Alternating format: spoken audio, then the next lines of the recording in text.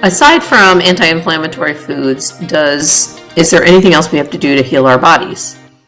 I'm Dr. Monica Agrawal. I'm a preventive cardiologist who believes in the power of nutrition and lifestyle to heal the body. So, I wish it was as simple as eating anti-inflammatory foods and we're going to be okay. So it's the same argument. Like, I had a partner once who said, I'm going to eat my steak and then I'm going to have my Crestor too. Crestor is a statin. Well, it doesn't work like that. It's not like you can take one, add one in and take one away and they're going to equal out.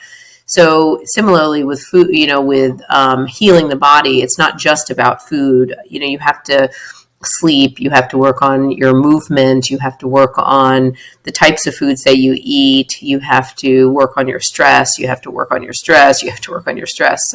So many things contribute to overall health, and we have to remember that it's all about balance. And no one's perfect all of the time, but the goal is to sort of remember that we have all these resources in our toolkit to combat against the stressors of our daily life, which are poor diet, poor lack of activity, lack of sleep, and high levels of stress.